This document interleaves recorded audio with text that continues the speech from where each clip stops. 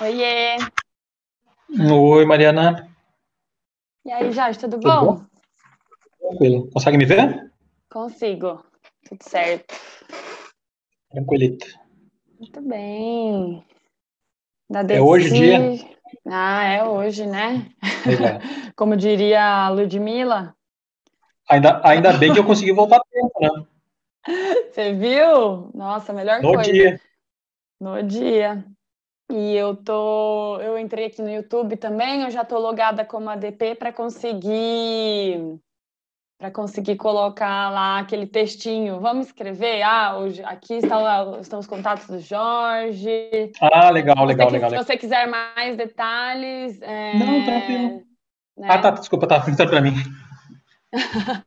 Não, Eu tipo, fiz não, um, se você quiser mais eu, detalhes sobre a DP, aham. Eu fiz um né? scriptzinho bem breve, assim, a ideia é ter mais uma conversa informal no sentido de boa tarde a todos. Meu nome é Jorge Modeste, sou gerente comercial da ADP no Rio Grande do Sul. Fico situado em Porto Alegre. Gostaria de, em nome da ADP, agradecer a presença de todos nesse evento, esse webinar de transformação digital e segurança da informação, um evento realizado pela ADP em parceria com a Decision FGV. Fiquem à vontade para me acionar, caso precise de alguma informação adicional após o evento. A Mariana Magalhães vai encaminhar os meus contatos no final do webinar. Sigo à disposição de vocês aqui no Rio Peraí Grande que do Sul. já tá aparecendo aqui no Opa, YouTube, hein? Tudo bem? Oi, Kiss. Tudo bom? Como vai? oi, Tudo bom, ó, chamei o Jorge aqui que ele vai fazer só uma introdução, uma abertura e já passa para tudo bom, Kiss? a gente. Tudo jóia, Jorge, tudo ótimo. Prazer, como é que tá? Prazer meu. Deixa eu só mandar mensagem aqui para. Estou me familiarizando ainda ao Zoom aqui, que ele é um pouquinho diferente do que a gente costuma utilizar, né? Eu não sei quando é que eu estou aparecendo no vídeo, porque não aparece a minha imagem aqui. Ó, entra no YouTube lá, o que eu tô mandando pra menina aqui é que a gente já tá aparecendo no YouTube, né? Mas acho que não deveria. Peraí, rapidinho. Deixa eu abrir aqui o Outlook. Eu já vou entrar também e deixar ele fechado.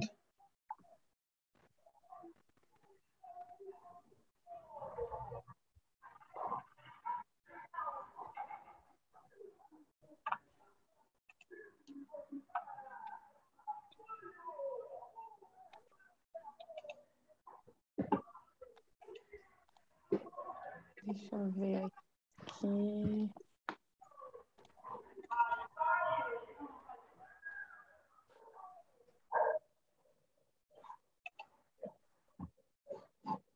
Estou entrando aqui no YouTube.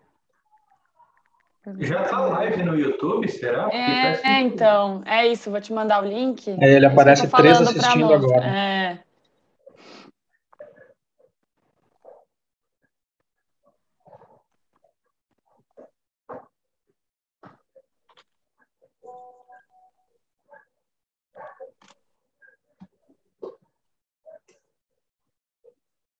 Ô, Mari, eu temo que se eu abrir esse link, o meu computador não vai dar conta. Não, mas não precisa ficar com ele aberto. Não, tá bom. Não, não precisa. Eu que vou ficar aqui para ficar de olho nas perguntas só. Tá. Ó, ela Ele está com falou que já delayzinho, né? tá, mas já tá online. Olha, vamos sair, vou mandar uma reunião do Webex, tá? Tá bom.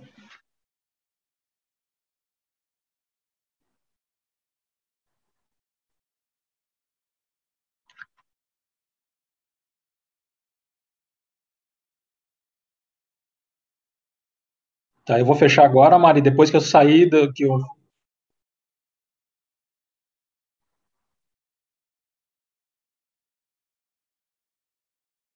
vou fechar lá.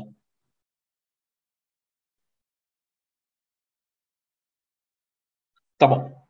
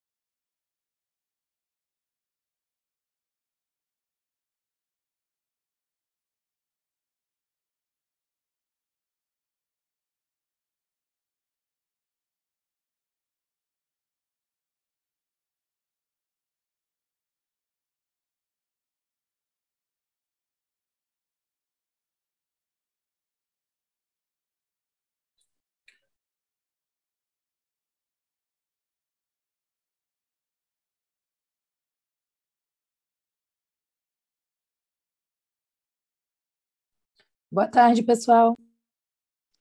Olá, pessoal, tudo jóia?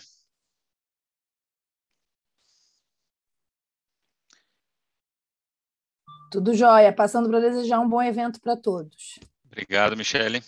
Falando aqui do Rio de Janeiro. Tudo jóia?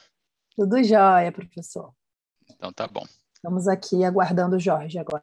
Deixa eu mudar aqui o meu fundo aqui para ficar um pouco mais noturno, mais adequado. Me escutam bem, né?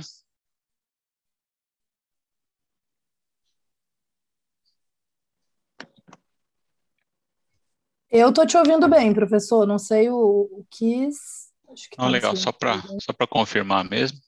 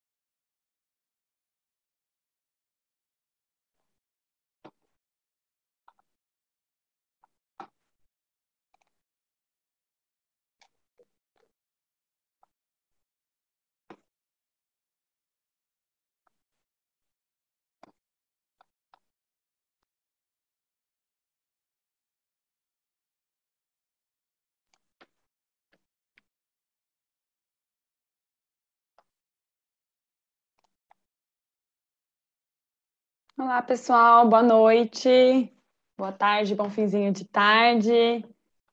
Sejam todos bem-vindos, professor Alexandre está aí. Olá, Mariana, Rafael tudo tá bem? aí. Olá, boa tarde. Boa tarde, Mari. Boa tarde, Alexandre. Tudo jóia? Boa tarde, Rafael, tudo jóia, tudo tranquilo? Tudo tranquilo.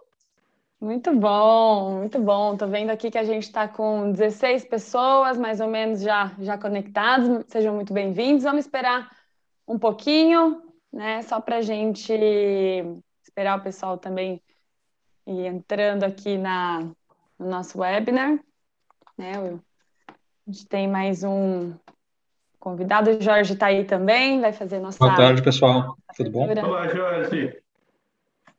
Olá, Jorge, boa noite, tudo jóia? Tudo bom? Tudo tranquilo. Muito bem. Boa tarde, Mari. Tudo jóia? Boa tarde, Rafael, tudo jóia, tudo tranquilo? Ó, alguém acho que está ouvindo, coloca no mudo o YouTube. A gente está com 16. Aí, que acho que agora foi. Vamos esperar um pouquinho e aí a gente começa.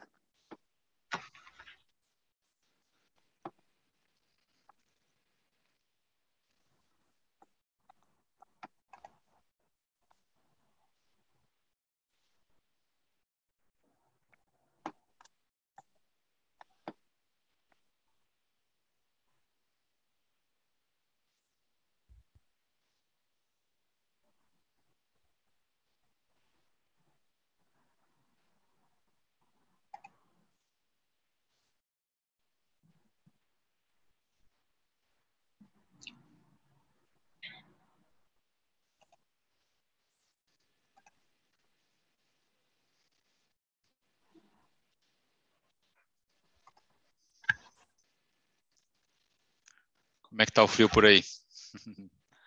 Muito intenso? Aqui em Porto Alegre deu uma trégua até. Que bom, que A bom. gente chegou há umas 2 semanas, a gente chegou a beirar o 0 grau em Porto Alegre, né? Chegou a nevar na Serra Gaúcha. Pois é, pois é. Aqui o final de semana foi um pouco mais tranquilo. Tivemos até sol, então foi bom aí para Olha dar uma só. aquecida. E aí é bom que aquece o debate também, né, Rafael? É isso aí. Foi bem, agora o frio deu uma trégua gostosa, tem mais umidade no ar também, que estava precisando, a gente estava com ar muito seco. Então tá bem gostoso aqui em São Paulo agora. Olha, É isso mesmo. Bom que quando esfria, quando fica mais calor lá fora, mas dentro de casa ainda tá frio, né? Então É uma sensação gostosa. demora mais um pouquinho. É. Muito bom, ó, já temos 21 pessoas aqui assistindo. Vamos começar? Jorge, Vamos adiante. é com você. Vamos lá. Pessoal, boa noite a todos. Meu nome é Jorge Modeste, eu sou gerente comercial da ADP aqui no Rio Grande do Sul. Eu fico situado em Porto Alegre. Gostaria de agradecer a presença de todos nesse webinar de transformação digital, segurança da informação, um evento realizado pela ADP em parceria com a Decision FGV, que eu tenho certeza que vai agregar bastante a todos nós. Fico à disposição. No final do evento, a Mariana vai passar os meus contatos. Caso precisem de alguma informação adicional, fiquem à vontade para me acionar. Contem comigo aqui no Rio Grande do Sul. A Mariana vai seguir agora com a apresentação dela e dos demais participantes, e no final ela passa os meus contatos para vocês, tá, pessoal? Grande abraço e bom evento a todos.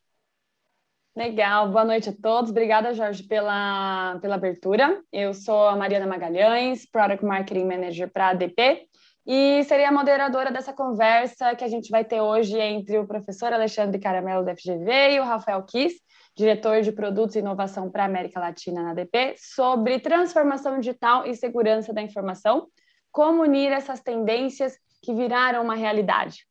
Né? Agora, um recado para você que está nos assistindo, fique à vontade para enviar as perguntas pelo chat, eu vou ficar de olho aqui monitorando essas perguntas e aí eu faço essas perguntas para os nossos convidados responderem, tá bom? Então, para começar, eu quero pedir para o Alexandre e para o Rafael se apresentarem para o nosso público, quem vocês são, a trajetória de vocês no mundo da tecnologia. Alexandre, você primeiro? Perfeito, obrigado aí, Mariana, Jorge, pelas introduções aí, fico honrado pelo convite. Tenho certeza que o evento vai trazer aspectos interessantes a vocês todos. Então, minha relação com tecnologia começou há muito tempo atrás, né? Já há quase 26 anos aí, atuei em empresas de infraestrutura de tecnologia, né? Empresas de petróleo e gás, empresas de energia elétrica, sempre vinculado aí à parte de tecnologia, né? E com aquele olhar de inovação, né? Que ela propõe entregar, né? Então, atuei com equipes de vendas também de soluções de tecnologia, e aí aos poucos eu fui me interessando pela área do ensino, a área acadêmica, né? E aí foi quando eu comecei a lecionar na FGV, já 14 anos atrás, e hoje eu atuo nas trilhas ligadas à gestão de projetos, tecnologia, empreendedorismo e inovação. Então, tudo isso se conecta aí nesse tema quente, que é transformação digital, né? Foi o que eu propus investigar no mestrado, e assim acabei me apaixonando pelo tema aí que tá quente ainda, e vamos para cima. Muito legal. Rafael? Muito legal. Bom, eu sou Rafael Kiss, obrigado, Mariana, pela apresentação. Sou diretor de produtos e inovação na ADP. Meu foco é trabalhar a área de produtos e inovação para a América Latina. Obviamente, o nosso negócio é mais pujante no Brasil, então a gente despende bastante energia aqui.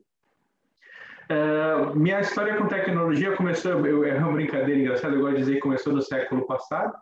Então, na década de 90, eu comecei a trabalhar com tecnologia, né?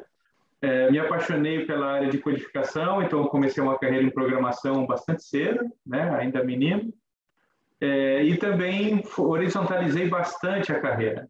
Então, trabalhei com projetos de infraestrutura, trabalhei com venda de tecnologia, trabalhei com diversos mercados diferentes na área de tecnologia, né? Então, eu já adquiri bastante experiência em diversas áreas. E a minha principal o caminho de entrada na área de tecnologia foi um processo de transformação digital que a gente começou a fazer na Oranet, onde a gente conseguiu lançar alguns produtos ali disruptivos que tornaram a companhia bastante lucrativa, e a principal plataforma que nasceu dali foi uma plataforma de call center, né? Mas depois disso eu atuei com diversas áreas, e aqui na ADP a gente vem lançando uma quantidade bastante significativa de produtos focada aí no usuário final, né? Para que ele tenha aí coisas no celular dele que ajudem o dia a dia dele, transformando digitalmente a experiência dele no contato com os próprios dados e com os processos. Então, é uma área que eu gosto bastante, a área de transformação digital. É uma área que eu carrego no DNA desde muito tempo atrás. E a área de segurança da informação é um dos principais alicerces, né, da área de transformação digital, né? Você executar um processo de transformação digital sem a segurança, está criando um enorme problema, né? Então, são áreas que inevitavelmente têm que ser trabalhadas com a devida energia para que a coisa seja consistente. Então, é isso aí, Mário. Obrigado pela abertura. Olha, eu acho que a gente vai ter um final de tarde muito agradável aqui, de muito aprendizado hoje. Obrigada, Rafael, obrigada, Alexandre, pela disponibilidade. E o tema transformação digital já faz parte do nosso dia a dia, né? Principalmente aí com o ano de 2020, que foi tão desafiador, acabou fazendo com que os gestores das empresas revisitassem essa estratégia de negócio. A gente teve que sair dos nossos escritórios num curto espaço de tempo e aí implementar uma nova dinâmica de trabalho que fosse adaptada a essa realidade da pandemia requer muita tecnologia, né? E aí, nesse contexto, nós, como colaboradores dessas empresas, a gente também teve que adaptar o nosso dia a dia. Então, esses temas como transformação digital, segurança da informação, compliance, eles pareciam assuntos mais distantes para algumas áreas, né, dentro da empresa, e agora passam a fazer parte da nossa vida cada vez mais. E aí, por exemplo, desde o recebimento de um kit de boas-vindas quando você muda de empresa, até o pedido de rescisão totalmente remoto. Então, agora eu queria pedir para vocês alguns exemplos de processos em que as pessoas não eram acostumadas a fazer online antes, e aí a pandemia acabou acelerando. Em outras palavras, quais foram as novidades nesse processo de transformação digital no último ano, né, de lá para cá, ao ver de vocês? Joia, muito bom. Acho que podemos começar por esse lado aqui, Rafa, se for importar, né? Tem muita coisa legal que aconteceu com a pandemia, né? Eu acho que uma parte quente, né, que veio com essa transformação digital motivada pela pandemia, né, impulsionada pela pandemia, é que a parte de desenvolvimento de produtos, por exemplo, que antes acontecia numa uma sala de guerra, onde as pessoas usavam Canvas, usavam prototipagem, ideação, né, passou a ser remota, né? Então, todo o processo criativo de engajamento dos times, né, de projetos, desenvolvimento de produto, de inovação, com os times que o Rafael comanda na ADP, tiveram necessidade de ter esse espaço virtual colaborativo muito mais elaborado, muito mais utilizado, né? Porque até então você tinha ali o espaço, mas era uma coisa meio tímida, né? Então você começa a perceber que os times começam a se organizar de forma diferente e do ponto de vista de gestão, o comando e controle que antes existia deixou espaço para você ter uma colaboração efetiva e o controle do resultado gerado, não tanto das pessoas. Eu acho que esse é um ponto quente aí que eu observei em bancos estatais, por exemplo, que eu acompanhei de perto o processo de transformação digital. Foi um processo que aconteceu lá dentro e ficou bem evidente essa natureza. Realmente, Alexandre, foi uma quebra de paradigma muito significativa para a gente, né? A gente tem um centro de inteligência e desenvolvimento de produto instalado em Porto Alegre, onde é a fábrica da ADP, a fábrica de software, a gente chama de ADP Labs. São 7 fábricas no planeta, né? Uma das principais é a de Porto Alegre. E foi uma quebra de paradigma muito significativa, não só para a liderança, mas para o time aprender a interagir entre si, sem estar presencialmente conectado ali, né? Na mesma sala, ou trocando olhares, e, enfim.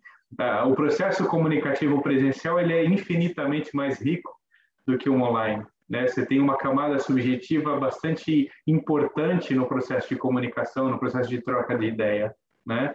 Então, a gente percebeu que, uma vez que a gente está fazendo tudo isso de forma remota, né, no online, usando soluções como Zoom, Webex, Google Meetings e esse tipo de recurso, as criações elas acabam que demoram mais para acontecer, porque o tempo necessário para efetuar uma troca de conteúdo no mesmo nível de densidade que aconteceria presencialmente é muito maior. E você tem menos, vamos dizer assim, que a banda de comunicação inevitavelmente diminui, não é? Então a gente fica muito ali limitado no auditivo, no visual do que está sendo transmitido pela câmera do nosso interlocutor.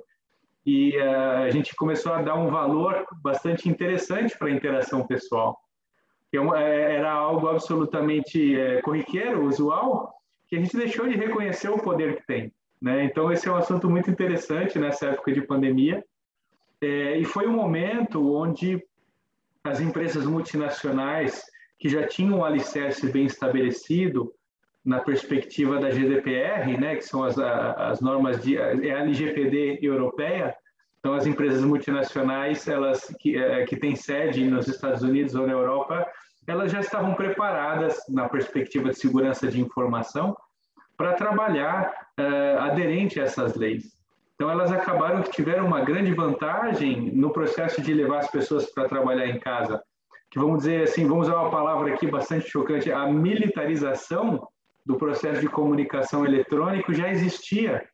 Então, o computador já era protegido, o e-mail já era protegido, a VPN já estava estabelecida, a ferramenta de colaboração através da internet já estava presente. Então, essas empresas elas tiveram aí uns 2 ou 3 passinhos adiante no processo de ir para o home office, e a gente observou aí muitos clientes, muitos parceiros, muitos companheiros de trabalho tendo que gastar uma quantidade bastante significativa de energia para conseguir estabelecer esse padrão de trabalho remoto, né? Mesmo a ADP já tendo aí um grande percentual de pessoas aptas a trabalhar em home office ou já acostumadas a trabalhar remotamente com times fora do país, a gente sofreu com a crise de falta de equipamentos de informação, de notebooks e etc. Não é? Foi muito difícil para a gente conseguir comprar notebook quando a gente foi para casa, né? Porque o mercado secou instantaneamente. E então eu imagino aí que as empresas sofreram bastante nesse processo e principalmente, né? A gente tem eu gosto de dizer que o trabalho com tecnologia é um trabalho muito intelectual. O trabalho da ADP também é um trabalho muito intelectual, porque a gente processa a folha com tecnologia. Então, nós tínhamos uma vantagem enorme no processo de pandemia, de mandar as pessoas para casa, porque é realmente execuível a execução disso com as pessoas em casa. Mas a grande maioria das empresas, elas não corroboram dessa característica, né? Elas estão em outro momento, em outra realidade, então as pessoas precisam estar presentes para produzir a receita que a companhia gera. Então o mercado realmente sofreu bastante nesse momento, mas foi um momento de bastante aprendizado, onde teve campo para muita inovação, para muita coisa legal, e aí a gente conseguiu ter um timing aí um tanto quanto inesperado, mas muito bem-vindo com o lançamento das soluções mobile, né? A gente fez um lançamento intenso em janeiro de 2019, fez um outro lançamento ainda maior em janeiro de 2020, e em março de 2020 a pandemia chegou, em abril estávamos todos em casa, mas a ADP, coincidentemente, tinha colocado no mercado aí bastante solução mobile para ponto digital, ajuste de ponto, uma série de outras coisas, e a gente viu a demanda que o mercado mostrou para esse tipo de plataforma. Foi muito intenso, né? Então, a grande maioria dos cases que a gente trabalhou tinham a presença do relógio de ponto no celular e coisas desse tipo, para permitir que as pessoas pudessem trabalhar em casa com consistência, ter sua jornada controlada e tudo mais. E foi interessante observar a Cisco, que é o nosso fornecedor de colaboração, né? O quanto foi difícil para eles conseguir sustentar a demanda que a plataforma recebeu. Então, a gente tem bastante contato, eu tenho bastante contato com o grupo de infraestrutura da ADP. A demanda aumentou em 100, 200 vezes das soluções de colaboração. Então, é um momento bastante inusitado, de muito aprendizado e de muita oportunidade, né? É isso aí, Rafael. E, na verdade, essa preparação da infraestrutura, né, vem daquele esforço de entender que a transformação digital não acontece do dia para a noite, né? Você tem que investir naqueles 3 pilares conhecidos, né, de você repensar os processos, digitizar os processos, né, adequar o modelo de negócio naquilo que vai se tornar escalável e sustentável em situações extremas, como essa, como colocadas pela pandemia, e a experiência que isso vai proporcionar, seja para o cliente ou seja para o colaborador, né? Agora, isso tudo é lindo, mas se a infraestrutura não estiver colaborando, não tiver sido devidamente preparada, fica muito difícil você fazer frente a isso, né? Você tratou bem aí da GDPR, na legislação europeia de proteção de dados, que faz para aí com a nossa LGPD. Então, você consegue imaginar o desafio como era, por exemplo, colocar o pessoal de banco, né, que estava acostumado a lidar com informações sensíveis, né, trabalhando de casa, onde tem criança passando e tudo mais. Então, imagina só o esforço de adequação de infraestrutura, tokens, notebooks preparados, né, militarizados, como você bem colocou, que é um tema muito recorrente na área de segurança da informação, porque não tem jeito, né? As escolhas das tecnologias, elas pressupõem que você tem exposições ao risco, não tem jeito, né? Lidar com tecnologia e com inovação pressupõe que você entende esses riscos e você se prepara para eles de forma adequada.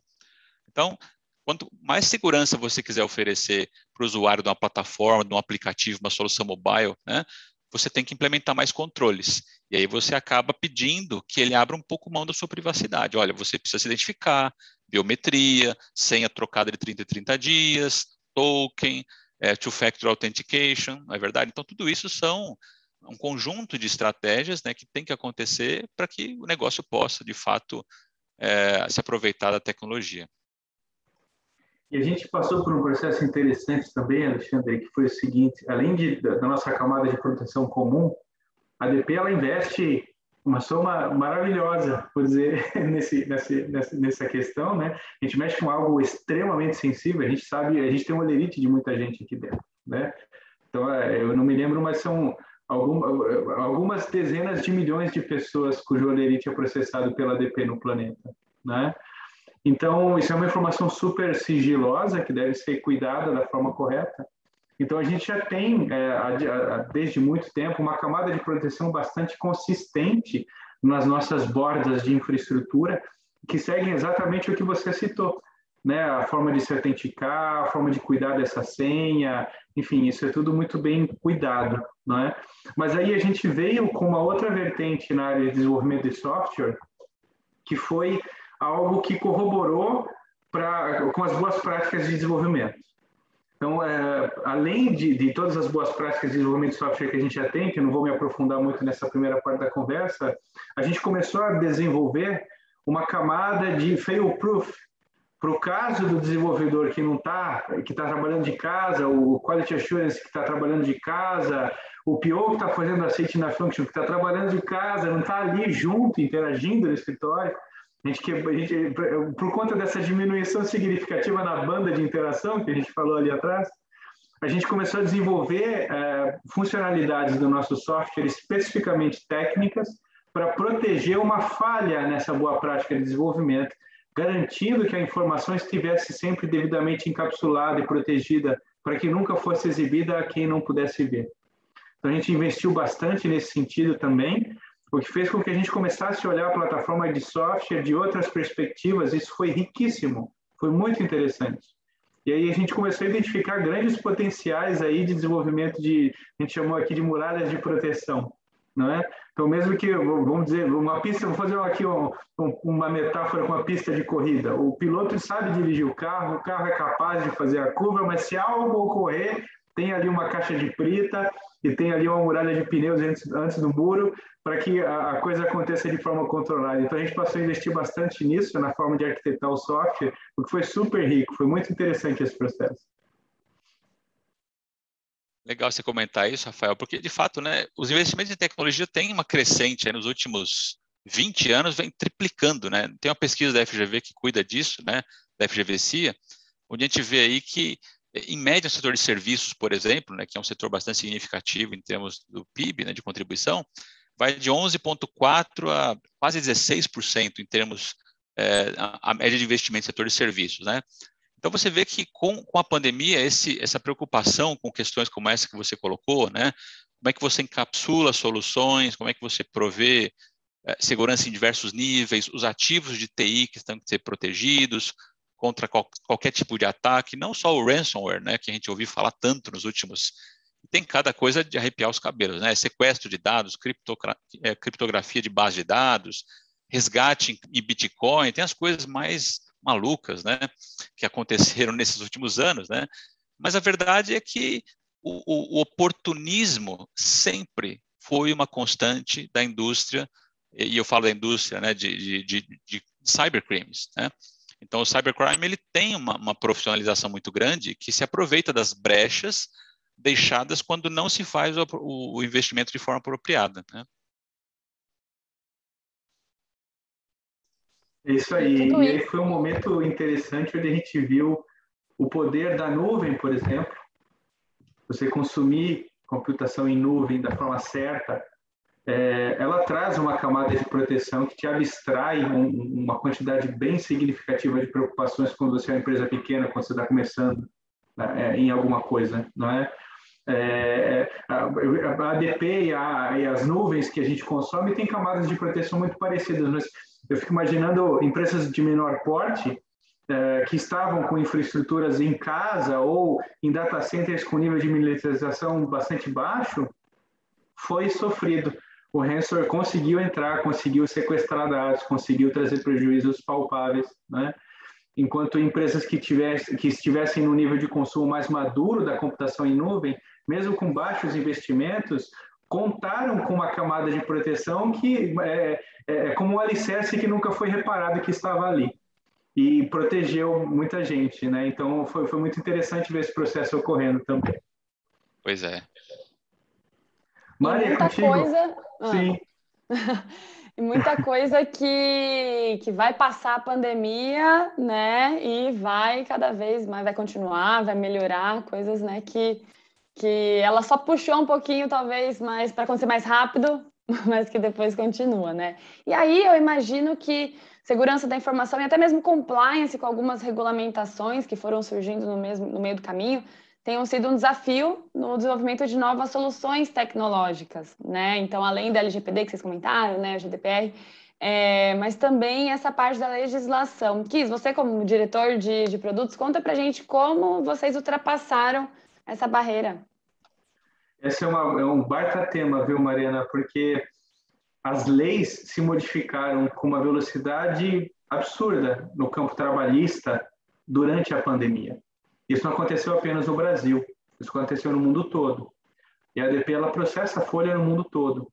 Então, o impacto que isso teve na nossa área de desenvolvimento de produto foi algo sem precedentes, absolutamente sem precedentes, né?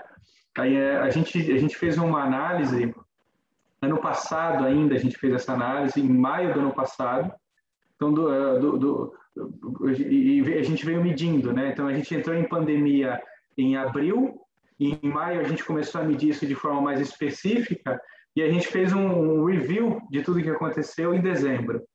Em dezembro do ano passado, a gente tinha codado o equivalente a 160 anos de um programador trabalhando, alterando regras legais com relação à pandemia, somente com relação à pandemia, em volta do mundo, né?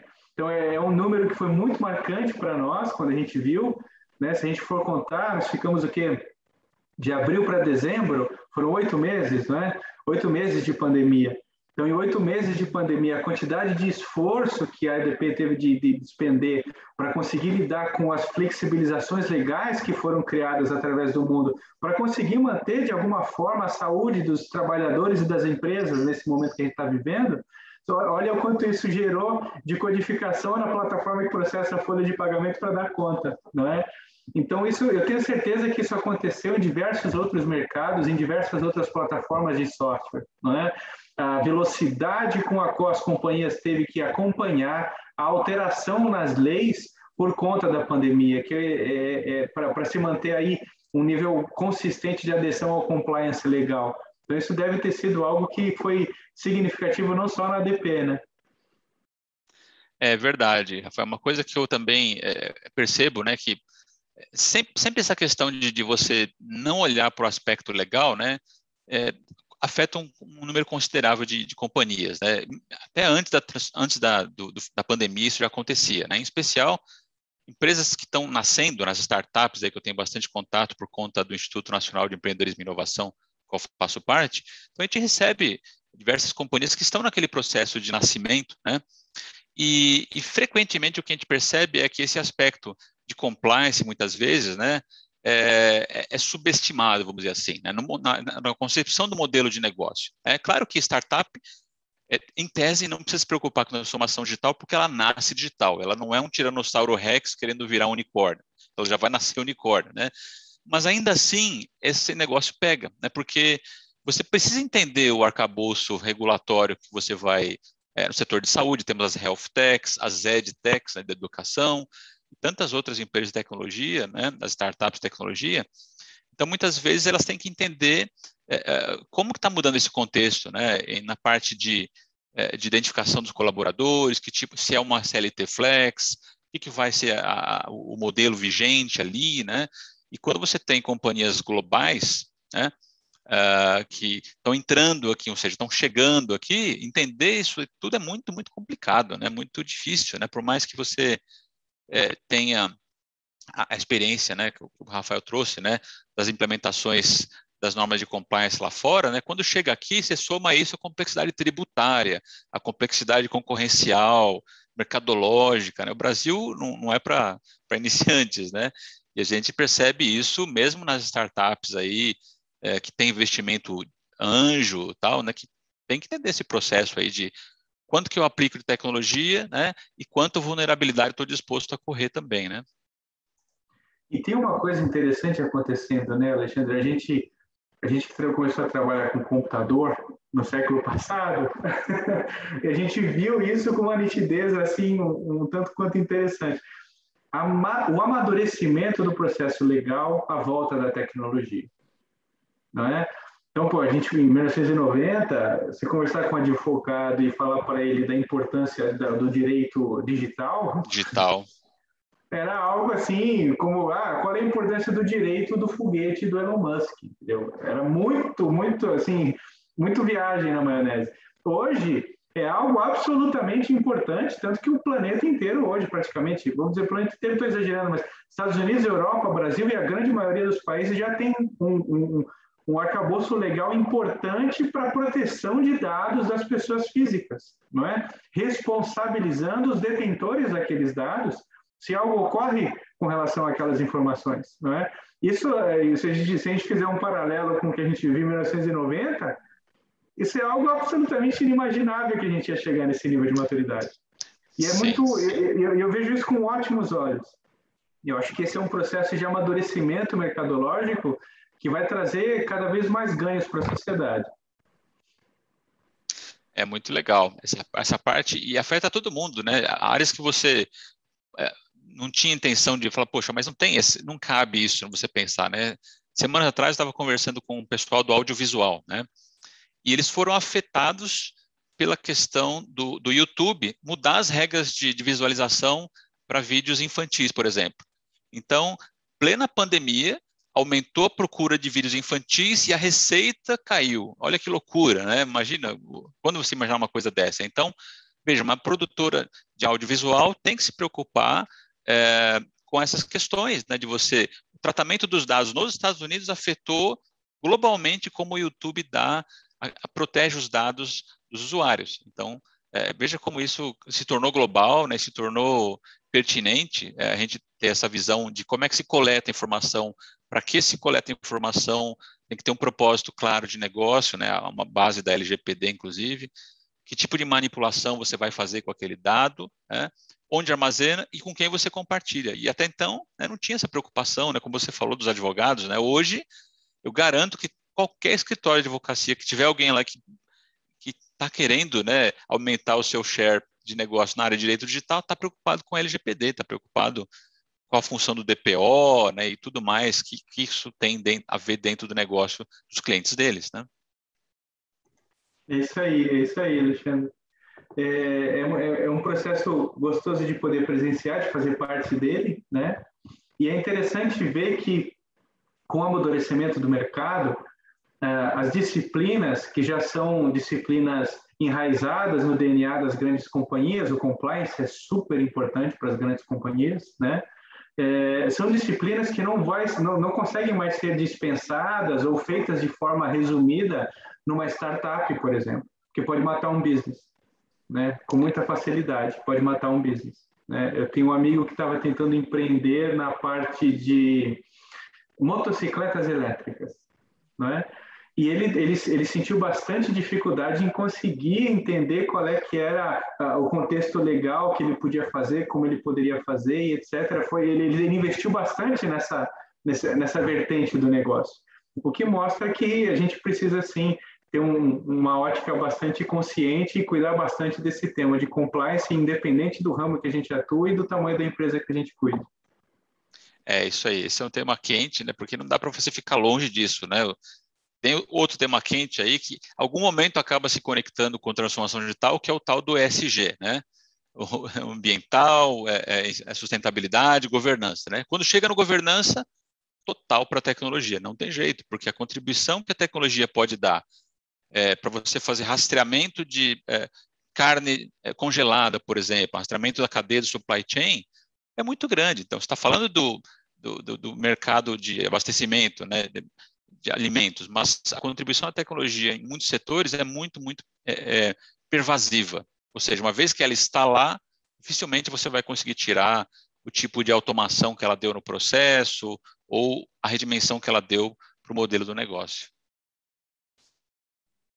É isso aí, então não tem como alguém virar e falar que a tecnologia, né, nesse nível de tecnologia não está presente, né, na vida do trabalho. E aí, falando mais especificamente sobre o impacto dessa tecnologia no nosso dia a dia, dentro, né, do nosso corpo profissional, do trabalho, e como o RH está se tornando os protagonistas no processo de transformação digital dentro das empresas, na análise de vocês, como que o trabalho remoto pode ser otimizado nesse período que tende a ser, né, o trabalho remoto tende a ser mantido e até mesmo ampliado. Então, na visão de vocês, as empresas brasileiras já incorporaram inteligência artificial em seus processos para ajudar nessa questão?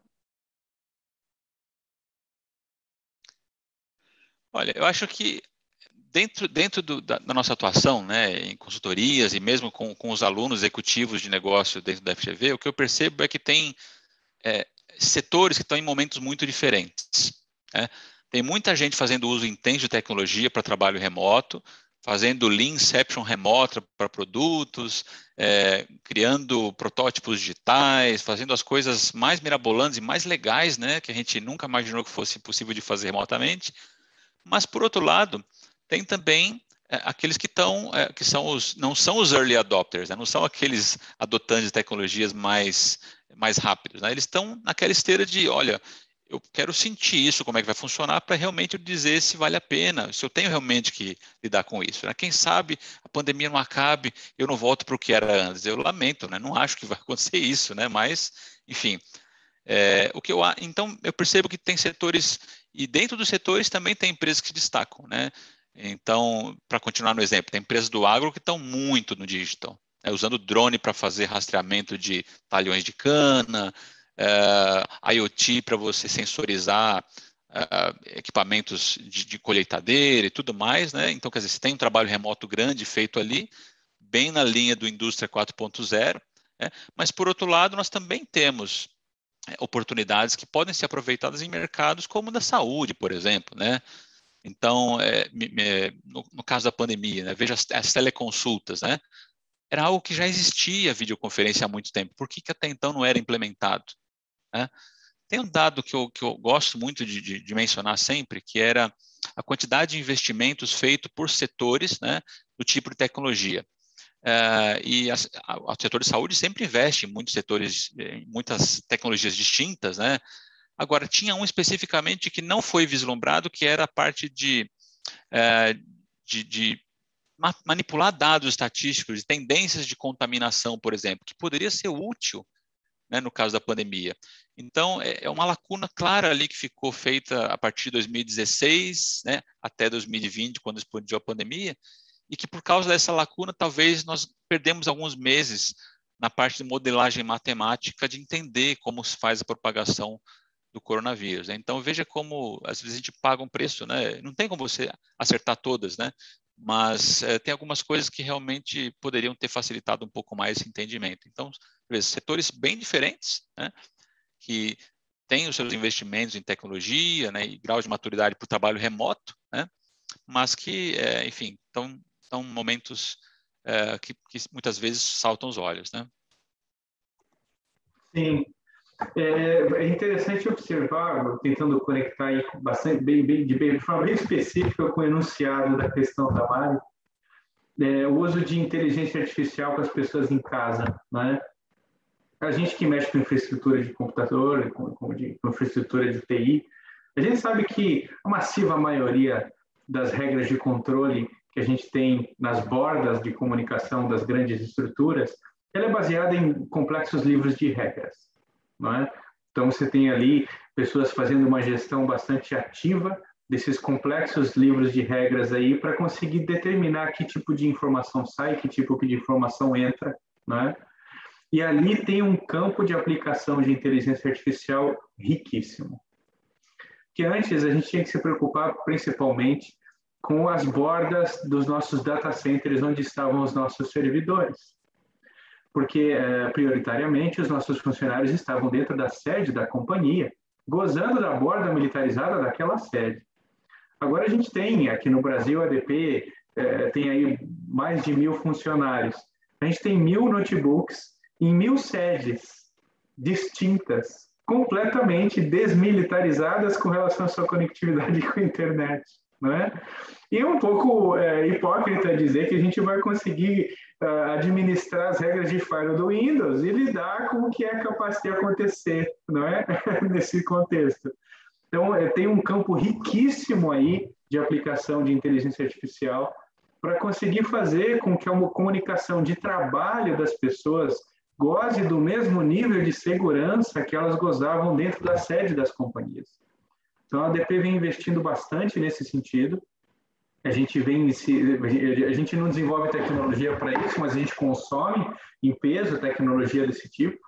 Então, a gente vem pilotando diversas novidades que o mercado vem trazendo à disposição da gente, para que a gente consiga ter um controle mais específico de que informações estão sendo trocadas pelos computadores dos nossos colaboradores para protegê-los e para nos proteger como companhia, não é? Então, a gente está agora começando um piloto mundial de uma solução onde o notebook ele não se conectará mais à VPN. Você não vai mais clicar lá no ícone da bolinha 2 vezes, pegar teu token, digitar, senha, periri, connect. Não, não vai mais ser assim. A gente vai ter um software com uma gestão mais ligada ao modelo estatístico do que a um book duro de regras, que vai conseguir gerir a troca de informação do computador para fora dele e conseguir direcionar os pacotes de uma forma mais assertiva, sem depender do usuário que está comandando aquela máquina em efetuar essas conectividades, né? Então, você vê aí um campo de aplicação de inteligência artificial super rico e que está incipiente ainda, né? A gente está começando com isso agora. Eu lembro de uma aplicação, eu não sei se vocês vão se lembrar, mas há muito tempo atrás, eu ainda tinha desktop, aquele troço em cima da mesa, com o tubão ali para ver as imagens e tal, né? E a gente tinha um protetor de tela que usava o processador para ficar calculando modelos genéticos, e tinha um outro que usava um protetor de tela para calcular, usar o seu processador para calcular modelos meteorológicos. Era um trend dos geeks, eu adorava aquele negócio.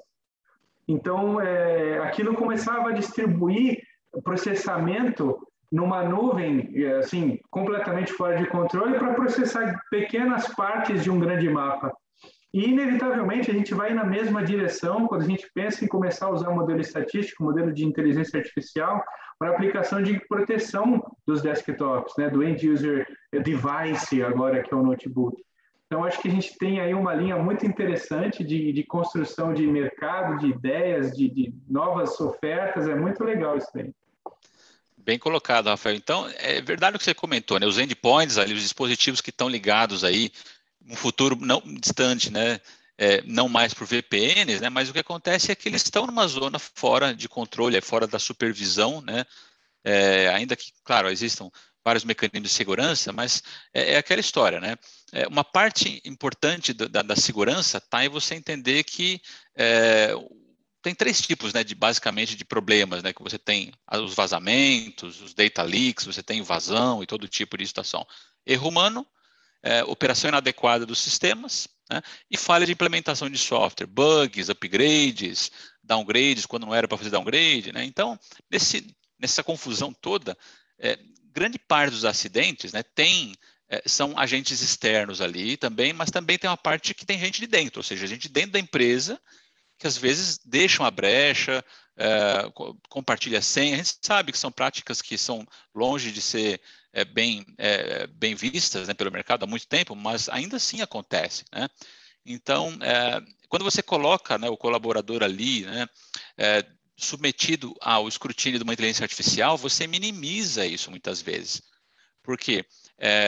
Ele tá sob uma camada de supervisão, né, muito mais rápida, né, que possa fazer frente a essa profissionalização do cybercrime, por exemplo. Então, 55% dos ataques, né, das brechas dos ataques foram arquitetados por grupos criminosos. É um número muito grande, né? Esses dados são do Cybercrime Watch, né? E o custo médio de um ataque é de $128. Olha, é uma barbada, porque por esse custo você acessa uma massa de dados que está na nuvem, do Google, da Microsoft, da Amazon, sei lá, cartões de crédito, informações sensíveis, né? Então, e as empresas fazem uso dessas informações para fazer transação dos seus negócios, né? Então, veja a criticidade que isso vai ganhar, né? Então, é complicado realmente você não combater tecnologia sem tecnologia. Então, que usemos a inteligência artificial para algo benéfico, né, e oportuno, para nos proteger das outras ameaças potenciais que vão acabar surgindo, porque não tem jeito, a gente vai se aprimorando de acordo com os desafios que vão surgindo. Gostei, né? Combater tecnologia com tecnologia. E aí, professor Alexandre, você comentou bastante sobre, né, startups ali antes, e aí, então, se a gente pensar nessas startups, unicórnios, elas acabam se destacando em agilidade, condições comerciais mais agressivas, quando comparadas às empresas mais tradicionais. Como vocês enxergam o momento dessas empresas recém-chegadas ao mercado quanto à segurança da informação e compliance, por exemplo? Esse é um ponto legal, viu, Marina, que você trouxe aí, né, para a gente, porque de fato, eu acho que quando o modelo de negócio é bem pensado, ela sabe exatamente o que ela quer, que contribuição ela quer dar, porque muitas startups surgem de nicho, né? Ela visualiza uma oportunidade que é desatendida, um mercado que não está bem satisfeito com as soluções existentes, e ela vai fundo naquilo, faz um mergulho profundo de entender a solução, de entender a dor do cliente, né? E essa dor, muitas vezes, está na dificuldade, na burocracia, entre aspas, criada pela dificuldade que nós temos de transacionar informação de forma segura, né? Muitas vezes, essa transparência para a gente, né, que deveria acontecer em todo tipo de serviço, né, ela cresceu, né, com a parte dessa complexidade da segurança, né? Então, quer dizer, você ter tokens, troca de senha, senha com 3.528 dígitos, minúsculo, maior, cara, isso é uma coisa, né, assim como o Rafael, cara, tinha uma época que eu tinha 40 sistemas diferentes para ter gestão de senhas, né? É uma senha para ter acesso à senha para dar acesso a outras 40 senhas, né, na verdade. Então, veja o nível né, isso, claro, antes de nós temos o single sign-on, né?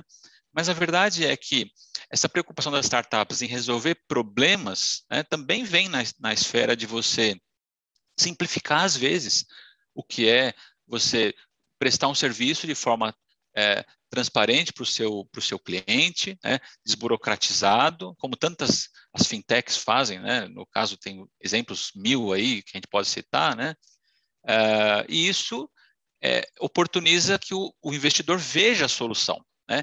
Puxa, é uma solução que é aderente às normas de compliance, é uma solução elegante, né? E elegante tem a ver com simplicidade, né? Quanto mais simples, né, mais elegante a solução, mais fácil, maior é a usabilidade da pessoa, daquele aplicativo, daquela plataforma. Então, quer dizer, essa dualidade aí está presente em grande parte das startups que entendem o seu nicho, que sabem o seu espaço competitivo, né? Embarcam nas soluções, né, bem na linha da agilidade, como a Mariana falou, né, o princípio do DevOps ali, de você embarcar a segurança desde o princípio do desenho, da concepção da coisa.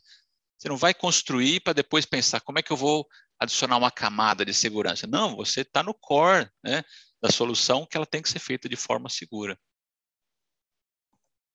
Isso aí. Essa conversa de empresas grandes e startups é uma conversa muito interessante, né?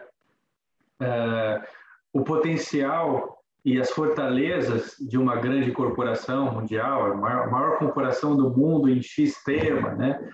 Ele tem potenciais que inevitavelmente acabam sendo o oposto dos potenciais de uma startup, né? É muito fácil fazer esse battle card, vamos chamar assim, né? E você vê que realmente é polarizado os potenciais por conta da realidade corporativa de cada companhia. E aí fica mais interessante ainda quando você vira esse battle card ao contrário e você começa a verificar o potencial de uma startup em agregar valor para uma companhia grande e o potencial de uma companhia grande em agregar valor para uma startup. E aí a gente começa a perceber que um ecossistema das grandes companhias interagindo com as startups é o que vai gerar aí um campo extremamente próspero, extremamente poderoso para o mercado, para o usuário final, para a pessoa que compra, para o usuário, que realmente quem importa nesse contexto, né? A ADP ela é uma companhia que tem tecnologia própria numa quantidade enorme, mas é uma empresa que também cresceu, grande parte da sua velocidade de crescimento está conectado no apetite que a ADP tem em comprar companhias, né? Então, hoje, o software que hoje é o legado, que processa a folha no Brasil e aqui pela ADP, é um software que a ADP comprou lá atrás de uma startup, entende? Então, ela viu ali um potencial inovador completamente sem precedentes no contexto tecnológico que ela já vivia e falou, puxa vida, isso aqui faz todo sentido para mim. Ela trouxe para dentro, ela adicionou a camada de governança, de proteção, de compliance e tornou aquilo um grande alicerce. Se não fosse startup, a plataforma não existiria, ela não nasceria. Se não fosse a grande empresa, essa startup nunca se tornaria o maior processador de folha de X contexto, certo? Então, essa coexistência é onde a riqueza se instala, é onde o potencial está, não é? Exato, exato. E o Rafael trouxe bem aí o exemplo de inovação aberta, né? Essa colaboração entre esses entes desse ecossistema de inovação, e isso vale para as empresas de tecnologia, as empresas da área da saúde, manufatura, né? Enfim, então tem muitas soluções interessantes que nasceram nas empresas pequenas, né?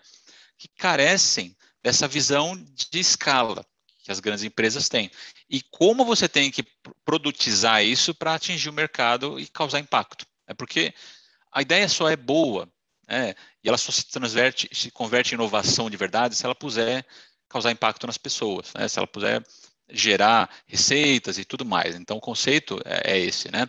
E a gente precisa dessa tração das grandes organizações e entender o potencial das empresas que estão ali postulantes, né, inovadoras, tal, e ver, puxa, realmente isso aqui é uma oportunidade de negócio quente, eu posso agregar isso no meu portfólio, posso co-criar e lançar isso para o mercado, né? Então, acho que essa visão é muito boa, muito interessante, né? Várias empresas brasileiras estão em um processo profundo de inovação aberta, na área de energia, na área financeira, o Open Banking, que está aí recente, está recém aí sendo discutido, né? E isso vai gerar muitas oportunidades para empresas de nicho, né? Porque é onde as startups geralmente começam a disruptar o mercado como a gente conhece. Então, eu tenho certeza que o mundo vai ser muito diferente do que a gente conhece hoje, nos próximos 2, 3 anos, por conta dessas questões todas, porque a perfect storm, né? A tempestade perfeita. Pandemia, transformação digital e o amadurecimento das tecnologias disponíveis, né? Se a gente olhar o nível de investimento em inteligência artificial, que a Mariana comentou anteriormente, né, nos últimos 11 anos, ele é muito elevado.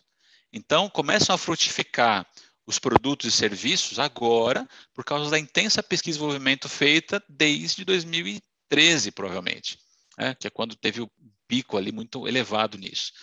E a gente, evidentemente, vamos ser os beneficiários dessas soluções tecnológicas que a gente espera acontecer.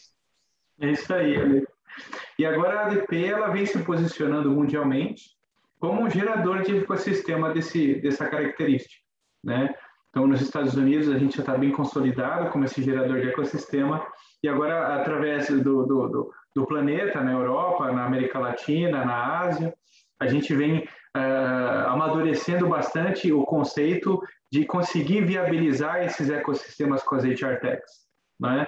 O que a gente faz folha, é o ponto mais complexo do RH, vamos chamar, né? Porque é onde a coisa fica mais complicada, né?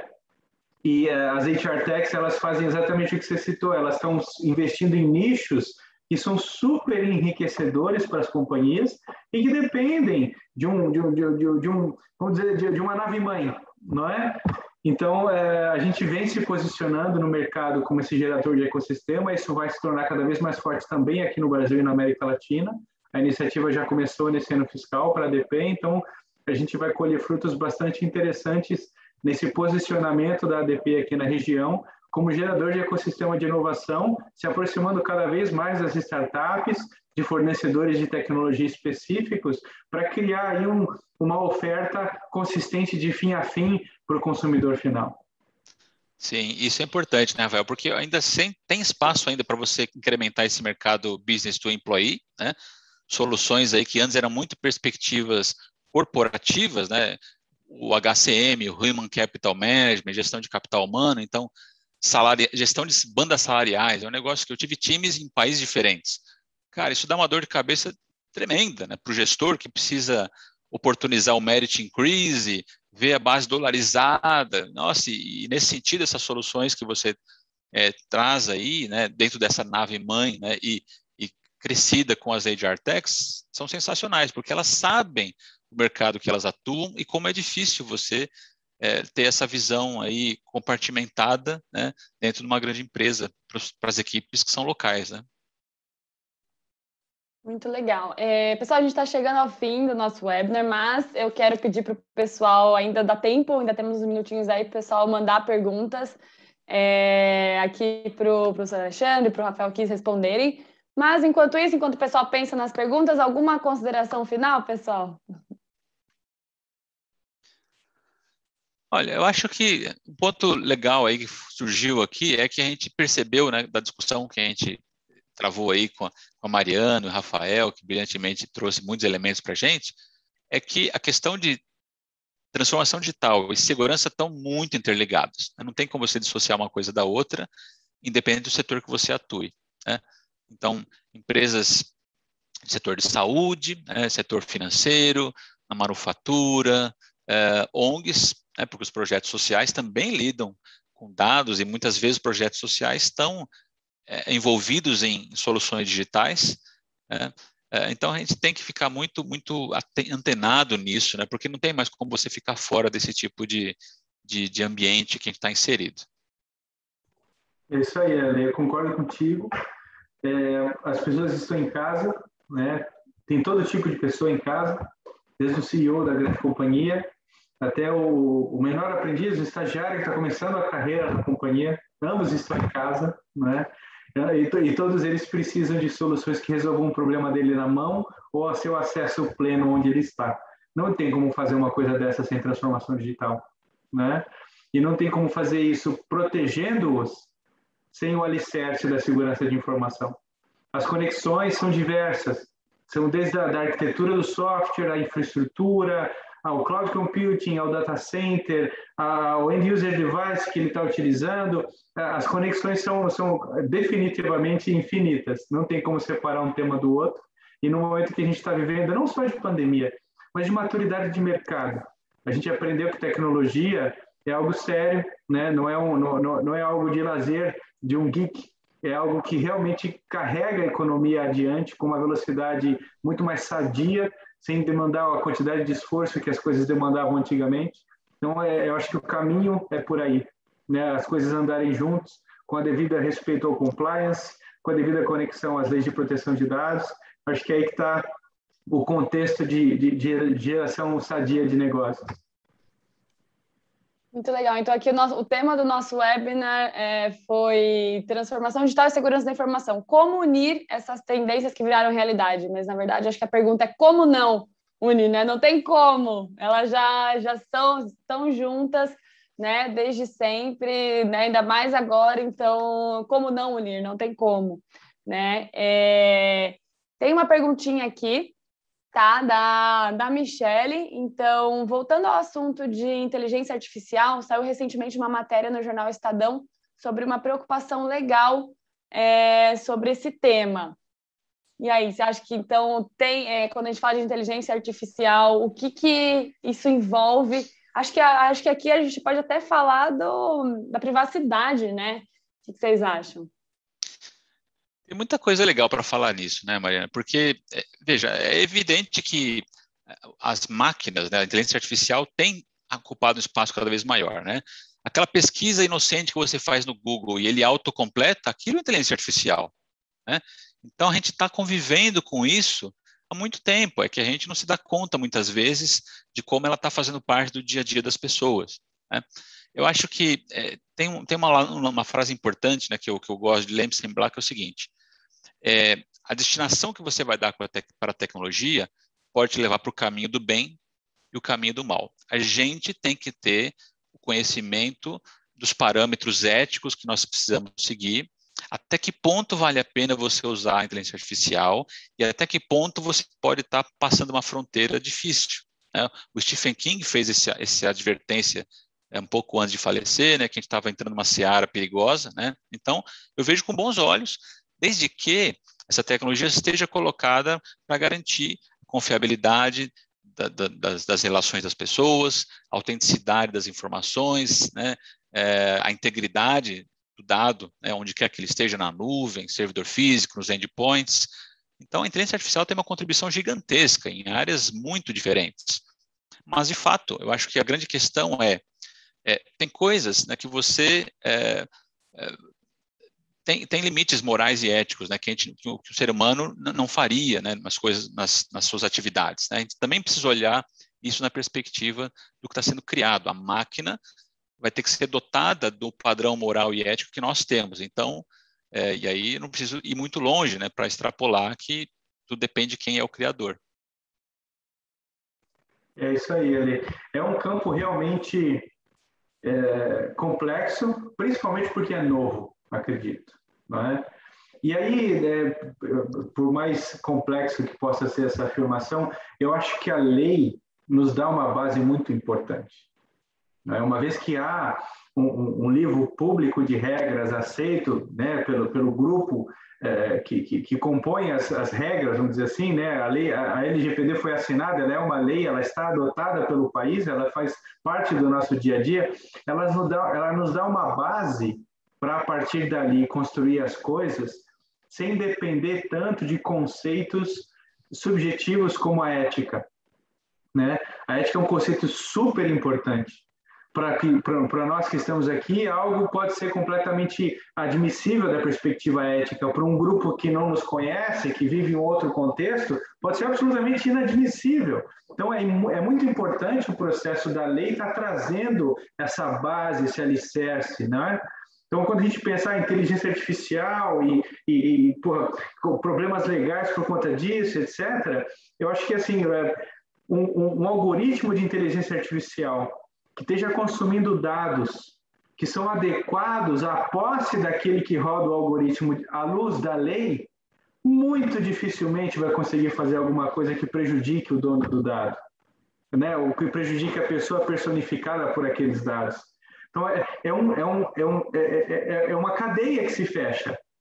A lei chega para você e fala, você, empresa, que recebe informações, é assim que você tem direito de posse dessas informações.